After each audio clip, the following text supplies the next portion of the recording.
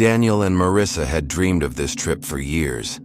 After months of stressful work schedules, late nights, and bills piling up, they wanted a real escape, the kind of vacation people write about in postcards. White sand, turquoise waters, nothing but calm. On their third morning, while browsing the docks for excursions, they met a local named Captain Ruiz. His boat wasn't flashy like the other tourist charters, but he promised something different. "I know places tourists never see," he said, his voice low as if sharing a secret. "Islands that aren't on any map, untouched, but..." He paused, scanning the sea. "You mustn't stay long. The ocean remembers trespassers." Daniel's eyes lit up. He loved the idea of something exclusive, something secret. Marissa hesitated, but Ruiz's price was fair, and Daniel's enthusiasm wore her down. They agreed. The morning of the trip, the weather was perfect. The sun shimmered across calm waves, and Ruiz's small boat cut smoothly through the water. Dolphins surfaced, their sleek bodies glinting in the light. For an hour it felt like paradise, but then, as if someone had flipped a switch, the world changed. The sky darkened. A wall of fog rolled across the water, swallowing the horizon. Ruiz cursed, fiddling with his compass. The needle spun wildly. "This isn't right," he muttered. And then out of the mist, the island appeared. It wasn't like the others they had passed. Its sand was black, almost like ash. The trees grew too close together, tangled into unnatural shapes. High cliffs loomed at the far side, their edges jagged like teeth. Ruiz paled. "We shouldn't be here." But Daniel leaned forward, fascinated. "Just an hour, we'll look around." Marissa shook her head, but Ruiz cut the engine anyway. "1 hour," he warned. "If you're late, I leave without you." His tone made her uneasy. They stepped off the boat, the sand strangely cold beneath their feet. The island was silent. No bird calls, no waves crashing, no rustle of leaves. The kind of silence that feels wrong, like the world holding its breath. They followed a narrow path inland. The deeper they went, the heavier the air felt, damp and metallic like the scent of blood. Carvings appeared on stones, spirals, distorted faces, wide staring eyes. Daniel ran his hand over one. "Probably tribal art," he said, but his voice trembled. Then he froze. "Did you hear that?" A whisper, soft, drawn out. It said his name. They pressed on until the jungle opened into a clearing. At the center stood a blackened stone altar. Scattered around it were seashells, hundreds of them.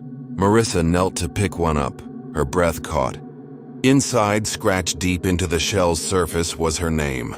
She dropped it with a gasp. Daniel picked another, his name. They searched the pile, dozens of shells, each etched with names. Some fresh, sharp and white. Others cracked, faded, as if ancient. The air filled with whispers, louder now. The trees shifted. Figures appeared between them.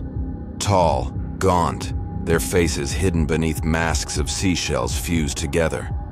They didn't walk, they swayed like seaweed underwater. The altar shook, shells rattling violently. Daniel clutched his ears, but the voices pierced through. Words formed now.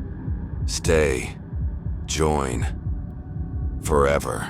Marissa grabbed his arm and ran. But the jungle didn't let them. Every path twisted back to the clearing. Every desperate sprint ended with the altar before them. The shell-covered figures inched closer. Finally, with raw desperation, Marissa dragged Daniel through the thick undergrowth.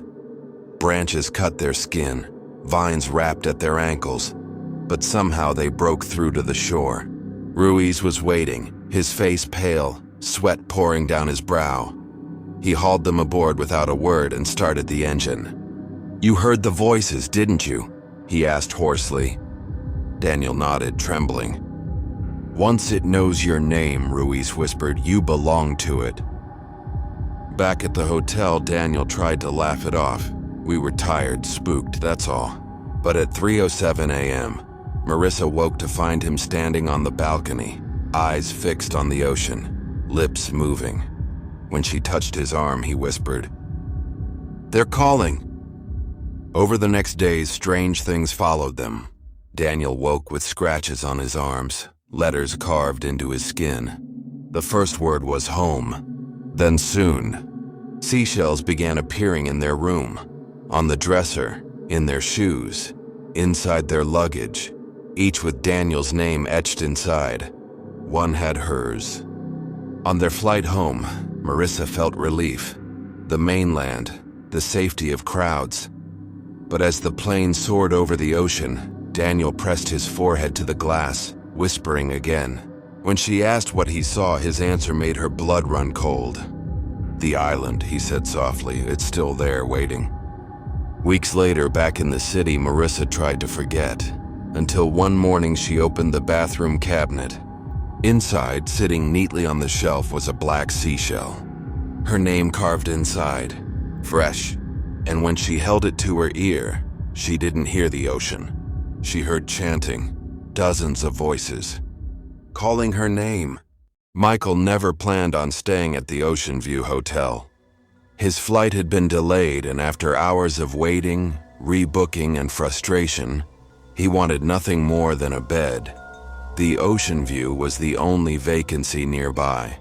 From the outside, the building looked forgotten by time.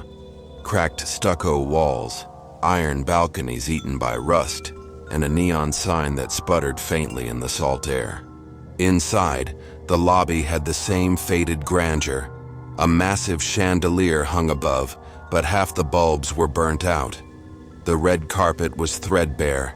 A faint smell of mildew clung to the air.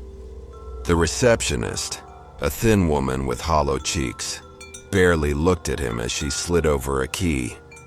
"Room 604, she said.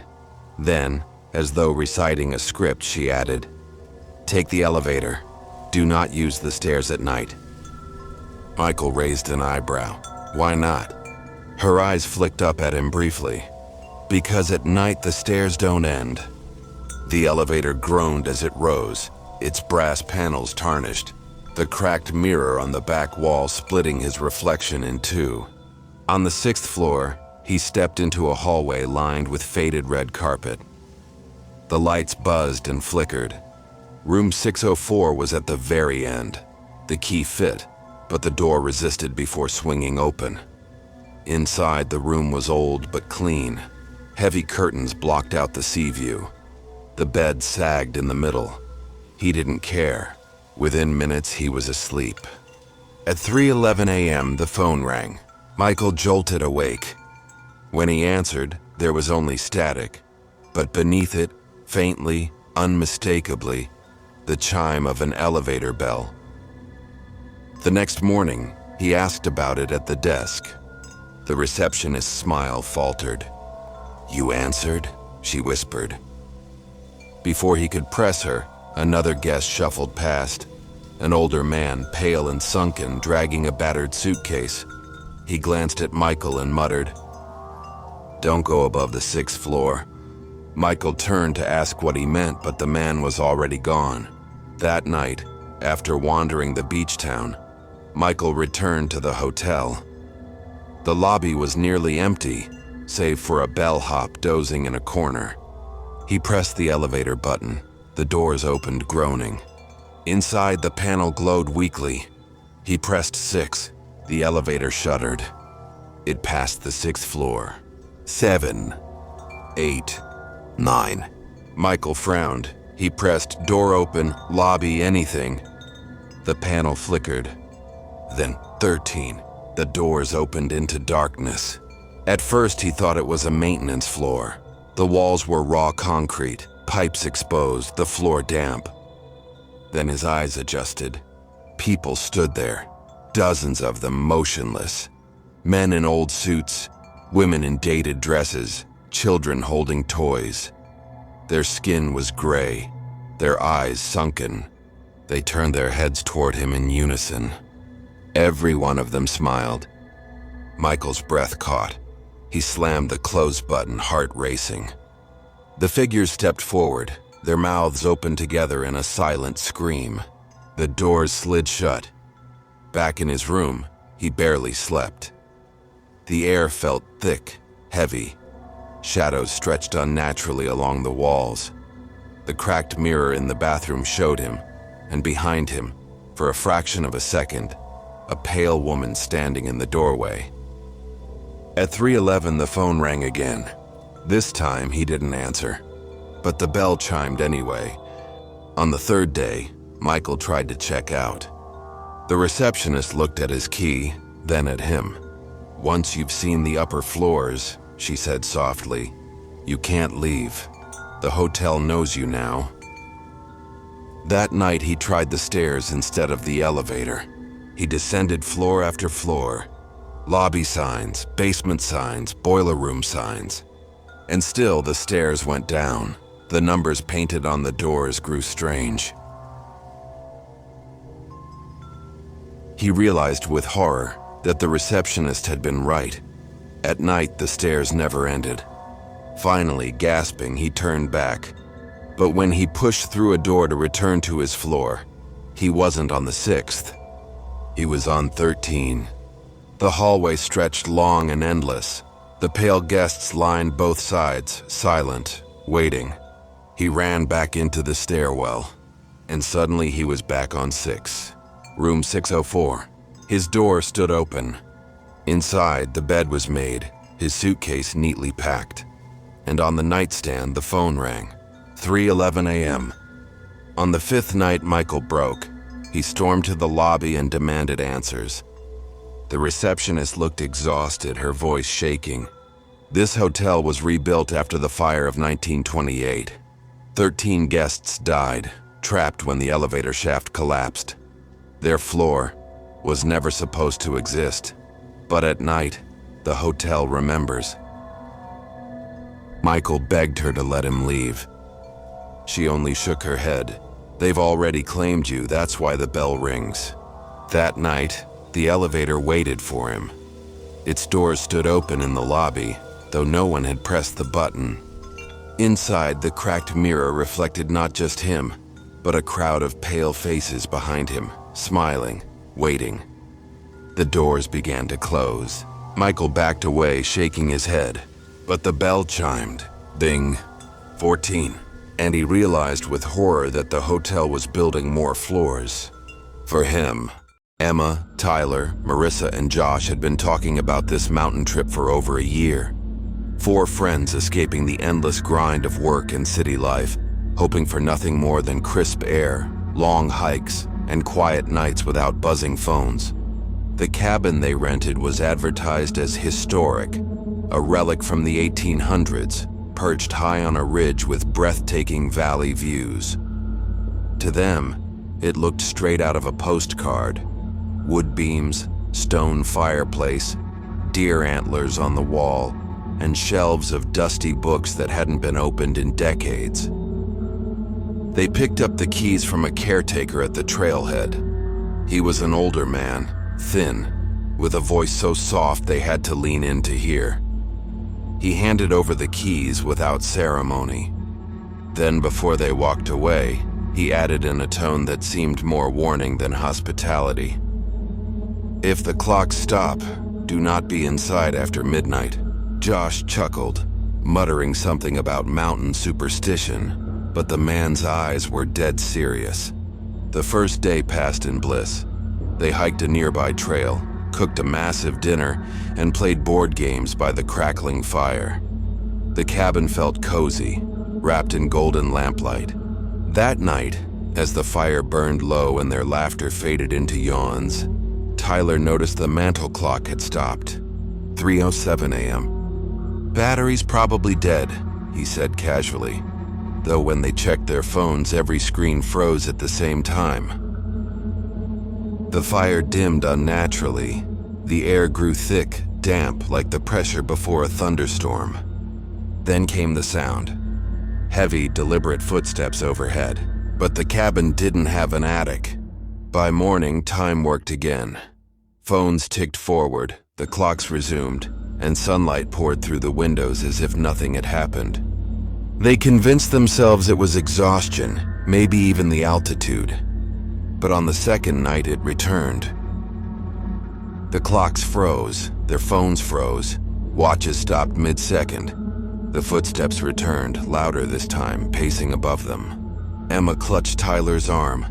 "It's just the roof settling," she whispered, though her eyes said otherwise. The footsteps descended a staircase. But the cabin had no staircase. On the third night, they prepared. They left cameras running, recorders on every table. They sat by the fire, waiting.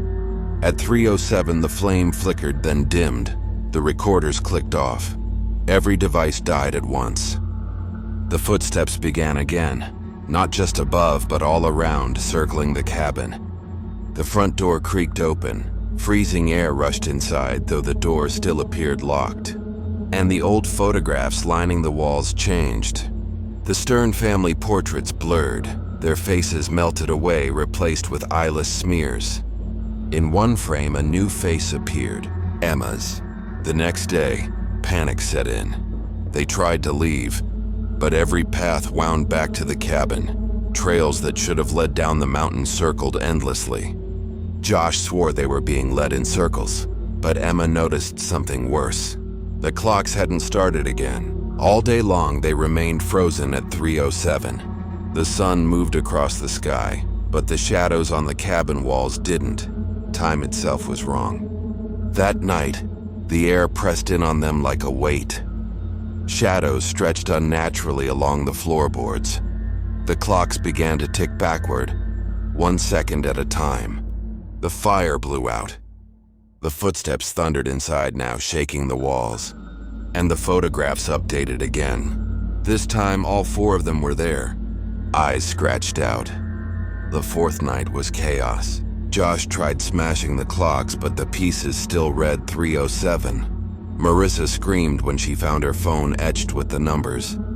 Tyler swore he saw a shadow figure in the corner, tall and still, watching them with no face. And Emma began to change. She sleepwalked, standing before the mantel clock, whispering, "It's almost time." Her voice wasn't her own. By the 5th night, the cabin no longer hid its curse. The walls bled condensation. The photographs showed scenes that hadn't yet happened. Tyler hanging by a rope, Josh clawing at the floor, Marissa staring blankly from the window. The footsteps no longer waited. They stormed into the room. Invisible weight crushed them to the floor, forcing them down as the clock spun faster and faster backward. Then silence. Days later, the caretaker returned to check the property. The cabin was empty. No luggage, no sign of struggle. On the mantel, the clock was still stuck at 3:07. And on the walls, the photographs had changed one last time. The caretaker's family stood where they always had. But behind them, Emma, Tyler, Marissa, and Josh smiled. Their eyes were black voids, and beneath the picture, the date was scratched in. 3:07 a.m. Lila always loved souvenirs. Since childhood, she had filled her shelves with trinkets from every trip. Seashells, keychains, bracelets, small wooden carvings. To her, they weren't just objects, but memories she could touch. Her friends teased her about it. You don't travel for the sights, you travel for more clutter. But she didn't care. Collecting souvenirs made her trips feel complete. When she booked a solo vacation to South America, she promised herself she'd return with something special. Something unlike anything else she owned. She found it on the 3rd day. It was late evening when she wandered into the old quarter of the city. The streets narrowed, the neon lights of tourist shops fading until only dim lanterns flickered. At the very end was a market that seemed almost hidden, a place that looked older than the city itself. The stalls weren't brightly decorated like the others. They were dark, shadowy, and crowded with strange objects. Animal bones tied with string, worn books with pages missing, masks carved from wood so dark it looked like stone. Lila moved slowly between them, her steps echoing oddly in the tight passage. One mask in particular made her stop. It was small, but unsettling. Carved with exaggerated features, its hollow eyes seemed deeper than its size allowed, and its grin stretched too wide, filled with jagged teeth that looked carved with unusual care. When she leaned closer, the vendor appeared. A woman wrapped in layered shawls, her eyes clouded as though blind. "You see it?" the woman rasped. Lila startled. "Yeah, it's beautiful. How much?" The woman shook her head. "It already knows you. You cannot leave it behind." Lila tried to laugh. "Everything's for sale." But the woman only pushed the mask toward her. "If you don't carry it, it will follow." Uneasy, Lila dropped some bills into the woman's hand and slipped the mask into her bag. Back at her hotel, she propped it on the desk. The eyes looked deeper in the dim light, as if the hollow carved space stretched far beyond the wood. She slept uneasily that night. Her dream was vivid. She was back in the market, but every stall was empty. Every table bore only the same mask, rows and rows of them, all facing her, all grinning. She woke with a start, sweat dripping down her neck. The mask still sat on the desk, but it was angled toward the bed. She swore she hadn't left it that way. The rest of her vacation passed, but she couldn't shake her unease. She considered leaving the mask behind in the hotel, but when she picked it up, its grin seemed wider, almost daring her to try. So she brought it home. The first days were uneventful. She placed it neatly on her souvenir shelf. But soon strange things began. At night she heard faint whispers, at first too soft to understand, then clearer. They called her name, Lila. She brushed it off as exhaustion. But then objects began moving. A picture frame tilted. A chair scraped an inch across the floor. She dreamed of people she didn't know, their faces twisted into the mask's jagged grin. And when she woke, the mask had moved. From the shelf to her desk. From her desk to the kitchen counter, always facing her. By the third night, she woke to the sound of wood scraping across the floor. The mask was upright in her bedroom doorway. She screamed, turned on the light. It was lying flat on the floor, but she knew she'd seen it standing. She tried to get rid of it. She wrapped it in bags and dumped it in the garbage bin outside. The next morning, it was back on her shelf. The grin looked wider. She tried again, this time dropping it off in a donation box across town. That night, it sat on her nightstand, waiting. Panic rising, she tried fire. She doused it in lighter fluid and set it alight in a metal barrel. The flames roared high, but the wood never blackened, never cracked. When the fire died, the mask sat untouched. The grin glistened in the ashes. The following week was torment. The whispers grew constant, no longer calling her name. They laughed, high-pitched and cruel. She stopped sleeping. Whenever she drifted off, she felt weight pressing on her chest. She opened her eyes to find the mask beside her pillow. Sometimes it hung from the ceiling above her, swaying gently. The air in her apartment grew heavy. Lights flickered. Shadows moved independently of their sources. She thought she saw faces reflected in the windows, dozens of them grinning like the mask. Desperate, she dug through her belongings until she found the vendor's receipt. It listed an address and a crude email. She wrote frantically, begging to return it. The reply came hours later. "It chose you. It cannot be returned. Feed it or it will feed on you." Lila froze. Feed it? She ignored the message, but the nightmares worsened. She dreamed of herself wearing the mask, her body jerking unnaturally as she grinned with its wooden teeth. She began waking in strange places, standing in the kitchen, in the hallway, sometimes holding the mask against her own face. Her hands bled from splinters. She didn't remember putting it there. Her best friend Naomi grew concerned. One evening, Naomi insisted on staying over. Lila reluctantly agreed. At 3 a.m., Naomi woke to a scream. She saw Lila in the corner, holding the mask tight against her face, her body convulsing as if something else was pulling her strings. Naomi rushed over, ripping the mask away. Lila collapsed, gasping, her eyes wide and glassy. The mask hit the floor, and for just a moment Naomi swore its hollow eyes blinked. Terrified, Naomi dragged Lila out of the apartment. They stayed in a hotel the rest of the night. But when they returned the next day with help, the apartment was bare. No furniture, no clothes, no sign Lila had ever lived there. Only one thing lay in the middle of the floor. A piece of paper, jagged handwriting scratched across it. "It already knows you."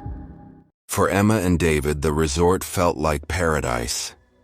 An all-inclusive package, unlimited food, tropical beaches, cocktails by the pool, and staff so friendly it almost felt unnatural. After a stressful year, it seemed like the perfect escape.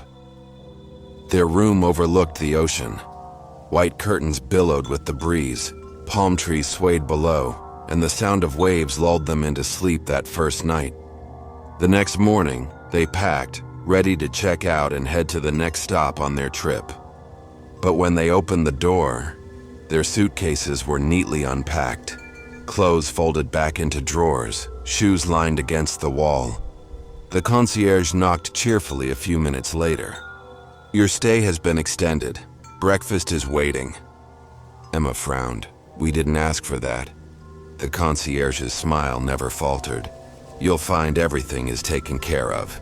At first, they shrugged it off. Maybe a mix-up, maybe a courtesy. They decided to enjoy one more day. But when they returned to the lobby to check out again, the receptionist looked puzzled. "I'm sorry," she said softly. "Your package is still active. You can't leave until it concludes." David bristled. "When does it conclude?" She smiled wider. "When you're finished." That night, Emma noticed something strange. All the guests were the same as yesterday. Same faces at dinner, same families by the pool, same couple at the bar.